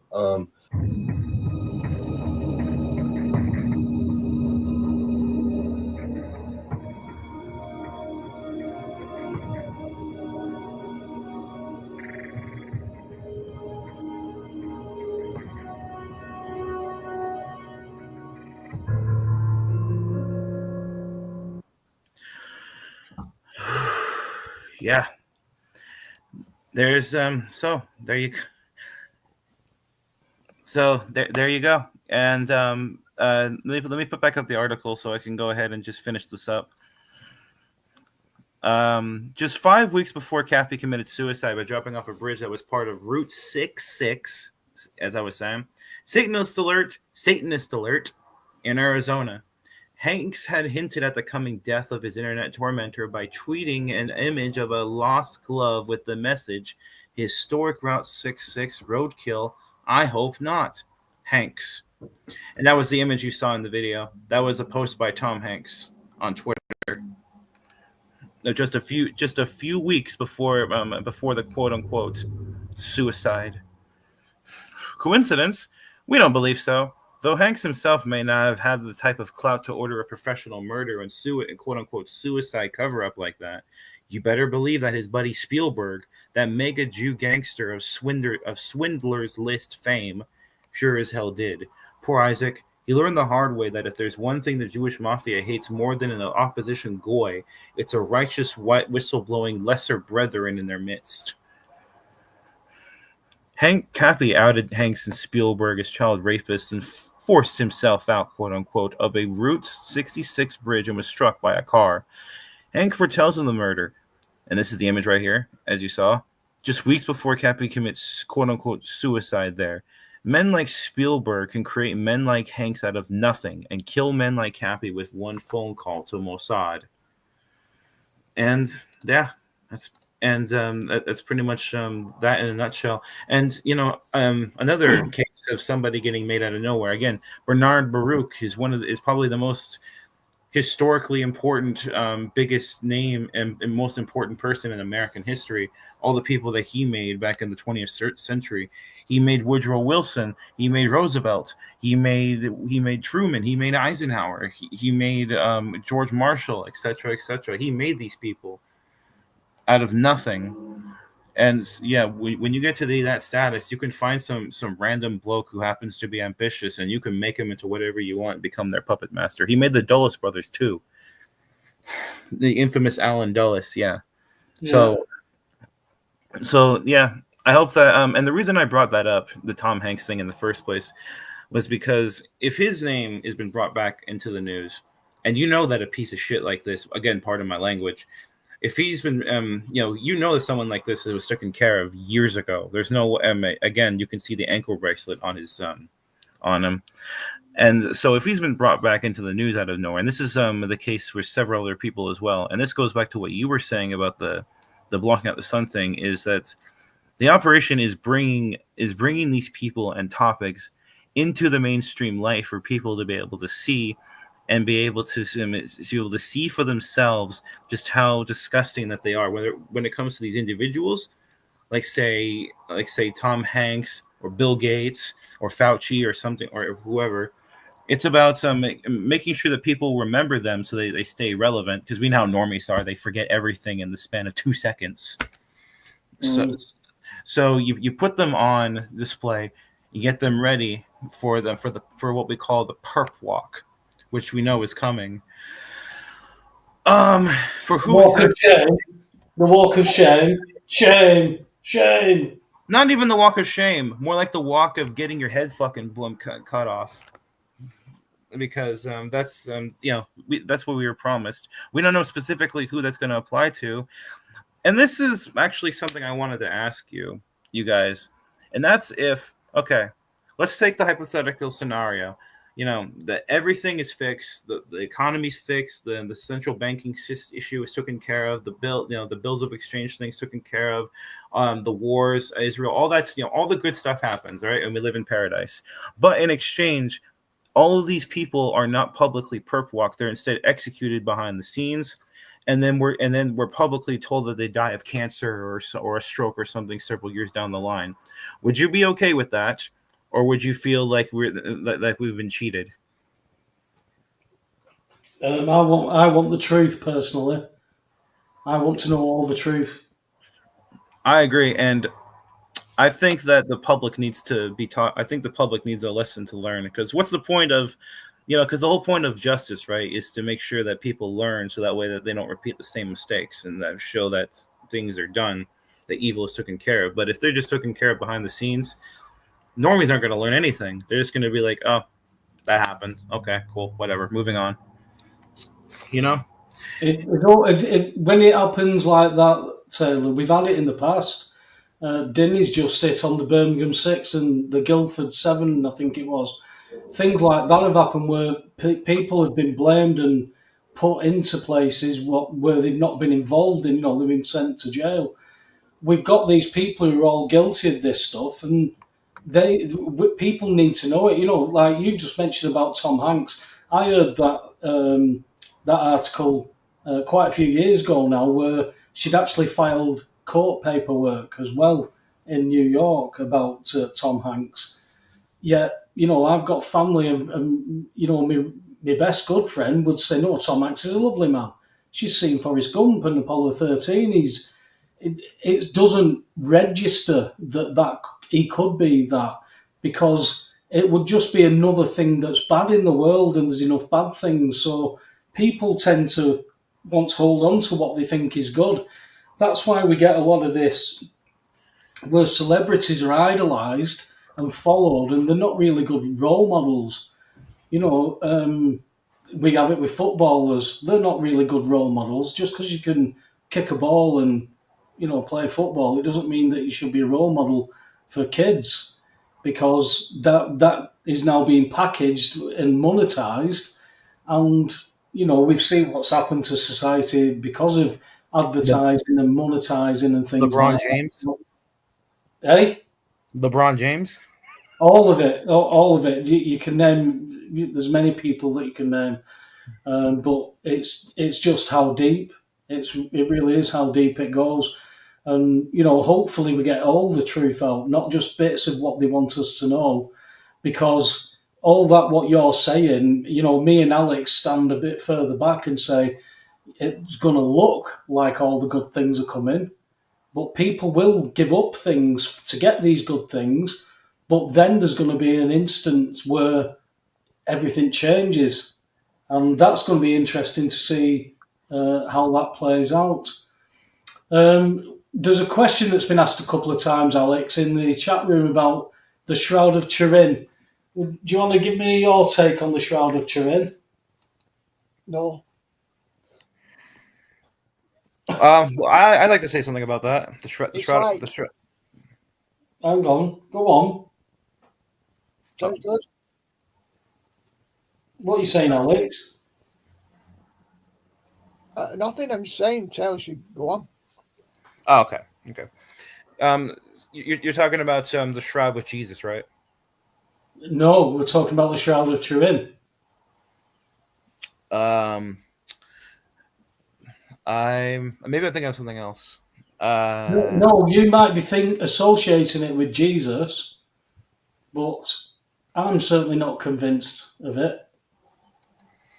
Oh yeah, so we are talking about the same thing. Yeah, so I uploaded an audio book on my channel, actually, of a new book that came out by an author that I really respect. I'm talking about the Shroud and proving proving not with religious or with faith-based evidence, but with scientific evidence that the shroud is real, and that's and its connection to Jesus Christ. Now, How are you doing that to make that real? How do you come to that conclusion? well, as I said, all I can say is listen to the audiobook. I will give one little thing here, that being that the first image that we know of, that was the first picture of the shroud, was taken, I believe, in 1898, something like that. But back then, obviously, everything was a very primitive technology. But it turned out that when the picture of the shroud was taken, and it was in its negatives, because back then you had the negatives and all that. It turned out that when you saw the negative of the photo, it came out as a clear positive image. But when you ran the negative and you made it into a regular image, then you couldn't see it, if that makes sense. Okay. So the negative actually is the shroud itself, meaning that I'm trying to see. I'm having trouble putting the words together, honestly. Basically what I'm saying is that there's a whole history of that, going back over the last several hundred years, and going over the history of the shroud, and it's not only that, but also the communists, who, as they do with everything else, try to cover it up and say, "Oh, no, there's nothing to see here. There's nothing to see here, guys. Move on." So all I can say is just please go listen to the audiobook, or even purchase the book for yourself, and I guarantee that you will be in for a shocker, because again, this is coming from not a faith-based angle, but a factual, scientific, and basically bringing the receipts, as so to speak, bringing the receipts. That's basically what it comes down to. And if you ask me, that's pretty much what the important thing to do is. Like, you can sit here and believe something is true, but if you don't have the evidence or the receipts to back it up, then it doesn't really matter, does it? You can have as you say, you can have an opinion, but if it's not real, then it's not valid, is it? Well, the fact is, you've still not answered my question. You're saying you've come to a conclusion that is real and that is factual and it's based on DNA. Is that what you said? Well, more than just DNA. There's a lot more to it than just that. There's like I said, I'm sorry, I'm having the trouble finding the right word for it. But basically, there's a lot more that goes into it, and coming from all angles, going over the arguments, etc. And all I can ask is, please take a look at it. I will post the link to my upload in the chat, and I'll even send it to you later on as a link in a Gmail message, so you can take a look at it for yourself. And I ask that you go in with an open mind and just hear what they have to say. You don't have to agree, of course. This is just one man's angle, but just going into it, just see what you think. I guarantee you it's interesting. I guarantee you that you will not walk away uninterested. Like that you will find it to be worth your time. It's an and by the way, the video is an hour long, so an hour and 8 minutes exactly. So if you would say that that's the truth, that's Jesus and that's Jesus's DNA, how do you prove that? How do you prove that's Jesus's DNA? Well, the thing is that there is DNA and stuff in the shroud itself that, when taken, you find stuff, material that comes from the part of the world that is said to have originated from, and also from the time period that is said that Jesus Christ is said to have existed.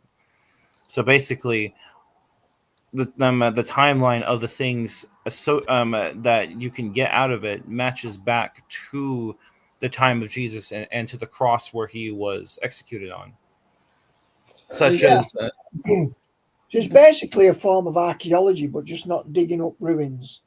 essentially, yeah, kind of. That's what it is. That's the way to look at it.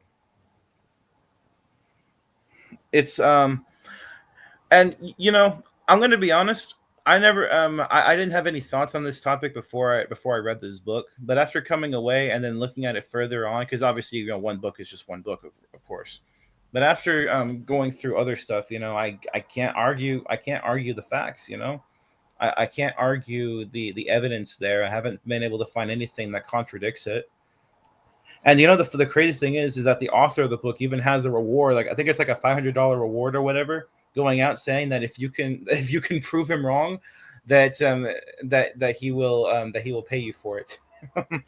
He has the same thing. He has the same bet going on with the scam about the Holocaust and all that stuff. So, In what way? That you prove that the Holocaust was not real, or yeah. prove it was real? Well, yeah. If you can prove to him, if you can prove to him that the Holocaust was real, he'll give you. I know David Irving had like a $5,000 reward or whatever, but this guy is like a $500 reward. Basically, there's and these are rewards that have been out for decades, and yet no one has been able to present factual evidence that it happened. So, you know, and Well, let me address what you're saying is the evidence of the shroud. So we've got evidence of the time period. We've got evidence of DNA. We've got evidence that it'll be around the time when Jesus was. But how do we know it was Jesus? We don't, do we? Well, there. What's the word I'm looking for? It's been a while since I read it. I'm sorry if I'm stumbling over my words and having trouble putting the stuff together. It's just that, honestly, I didn't expect to do a talk about the shroud. I only brought this up because I just because it reminded me. So, maybe if I was to have a little bit more time to reread the book and come back, I could offer the I could answer your questions Okay. more directly. Well, okay, we can do that next week. But as an alternative, you've heard of Ron Wyatt, haven't you? Say again? Ron Wyatt. Yeah. Ron Wyatt claimed that he found the Ark of the Covenant, which the Israelis made public in 1987 or 88, that there'd been this find. Now, Ron Wyatt's claim was that he took what he believed to be blood that was on the mercy seat that had run down from a crack in the rocks from the above where Christ was crucified. Now, when you look at this scripturally, the mercy seat was always sprayed with the blood of the sacrifices. Now, Christ was the one sacrifice for all, so there was no more sacrifices. So, in theory, if Christ's blood did find its way onto that mercy seat, that would seal the covenant, right? So that's scripturally, this is what he's saying on the discovery. But he then took a sample of that to a laboratory where he published the results of what that blood was. And by adding it to saline to make it bring it up to body temperature, this blood that blood had been up there for centuries, but it was alive. But it only had the female chromosomes from the mother, and it didn't have the male chromosomes because it just had the 1XX. It didn't have the chromosomes, which it would have had from a human male and a human female. It just had the human female and another unknown DNA.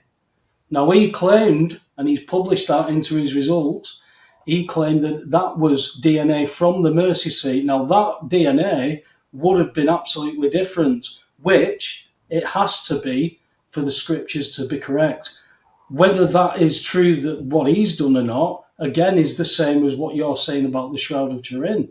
So we can't just say, and especially when the Vatican's had hold of it all this time and things like that, things can be revealed at a certain time to obfuscate things that are going on. So I get you. I understand your vigour for wanting to learn this stuff, Taylor, but you've got to have a bit more space from it, mate. There's no way I would just go in and say, "Well, that's true. It's his shroud. It's a shroud from that time, but we can't prove this." It seems strange when we're talking about DNA how truth eventually comes out one way or another. Apparently, they've solved who Jack the Ripper was through DNA, through familiar DNA. They took DNA from one of the crime scenes. How this has survived all this time, who knows? But they managed to extract some DNA, and it goes to this Kaminsky fella that was one of the suspects. So now they've solved that. We'll never know if that's absolutely true or not. We've got to take what information's being given. And it's the same what we was interested in talking about all the Tom Hanks and all that. These are being held back for the right time to distract people. And I think the shroud is, me personally, is one of those things. That's why we can't just say yay or nay. We've just got to take the information. But if you do that bit of swatting up for next week, Taylor, and present some stuff next week, that'll be an interesting. Yeah. I'd also like to ask that you go ahead and you listen to the audiobook, as you can see, so you can hear it for yourself as well. Have you any last things to say on that, Alex? No, just I tend to agree. It could have some interesting plausibility. It could be a decoy. We have examples where the Apostle Paul speaks very clearly in 1 Corinthians 15 that he went down to check with the Jerusalem church the story that he had, having met Christ on the Damascus Road with the Jerusalem church, and with all the 500 brethren who'd seen Jesus Christ post-resurrection. Most of them were still alive, and that they'd all corroborate the story. So unless 1 Corinthians 15 is a fabrication, from a textual point of view, there is the witness of Paul that this is what he did, with no reason to disbelieve him. He wasn't a fantasist, which would mean there were 500 witnesses who he spoke to most of, saying, yes, we saw the stone rolled away and we met the resurrected Jesus. So it could be a mass hallucination on one level. It could be a bunch of people colluding so that they could end up being persecuted and killed. But I personally think that to witness that testimony is much more satisfying than an old piece of cloth that somebody could latterly say.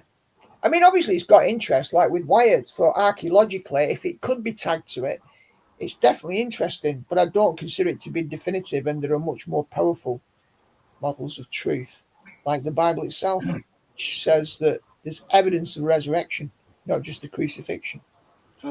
Plus, it also can make people become an idol to people, because people could worship the shroud because it's got, they believe it's got Christ's DNA on it. It was the same with Moses' bones. Why did Satan fight over Moses' bones? Because if they knew where Moses' grave was, that would create an image for people to go and worship at. And it wasn't what the teaching was going to be, which was you have a relationship with God, not praise things in a building or praise statues, or it's not that the statue is God, but the statue is an energy, a manifestation for God. They're all simulacrums. They're not the substance. They're the projected image. And even with God's promises to Abraham, if you trust the promise and not the God who gave it, you're into idolatry. And this is always a danger for humans who are attached to visible phenomena, sensory phenomena. They are looking for certitude based on sensory phenomena. And there is some plausibility in that, but it can't be the central plank of what faith is.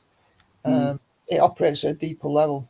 Faith is not reason. Faith is not evidence. Faith is belief.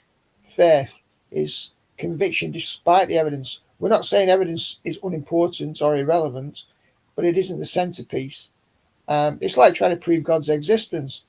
Well, what would convince you if God turned up that it's really God and not somebody else or something else pretending to be God?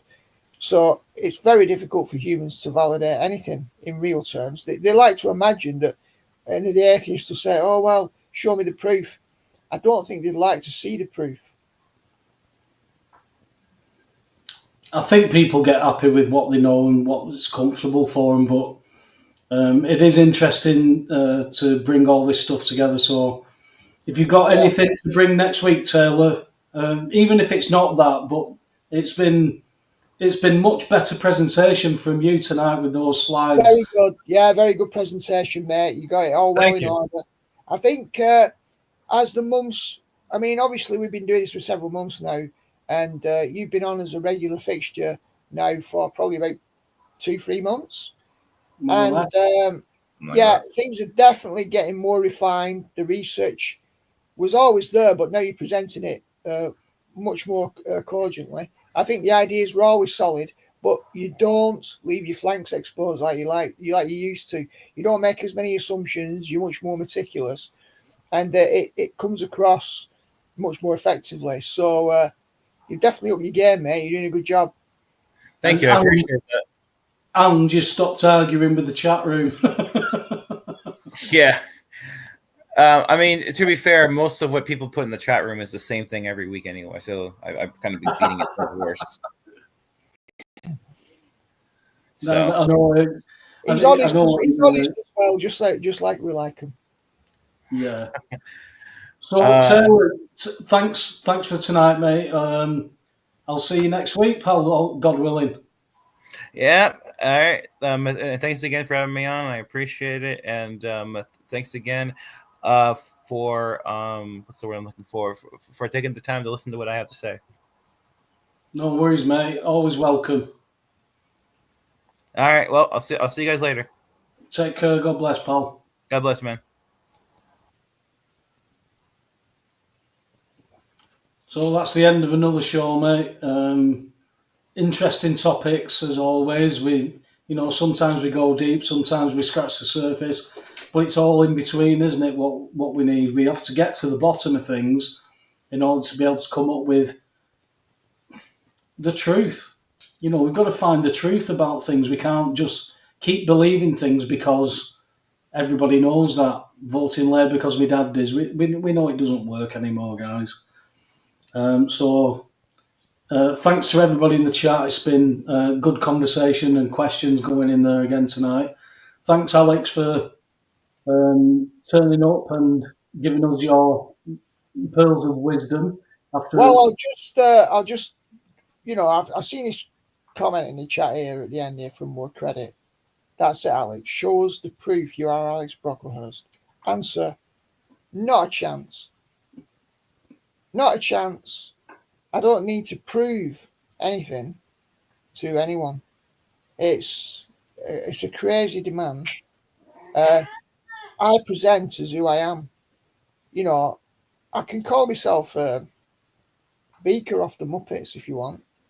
It's just all words and veneer. The reality is what we do, what we put out there.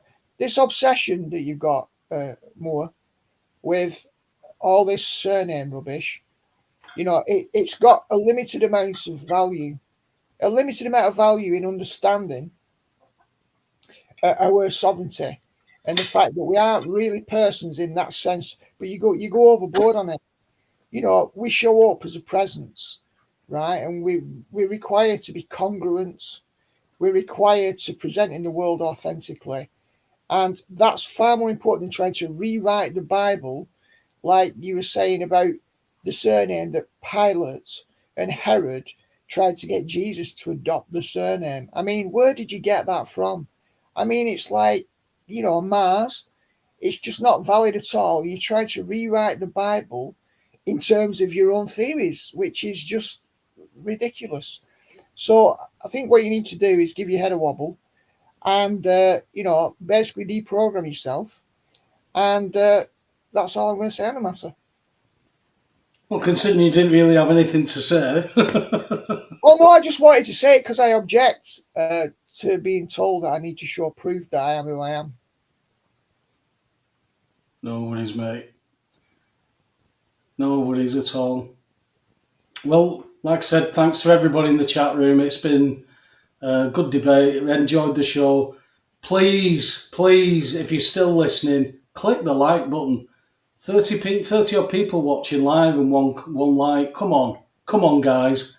It must do something. Everybody else cries and moans about it. Thanks again, Alex. I'll speak to you soon. I'll just speak to you offline. Thanks to everybody. Hopefully, God willing, see you all next week. Night. God bless.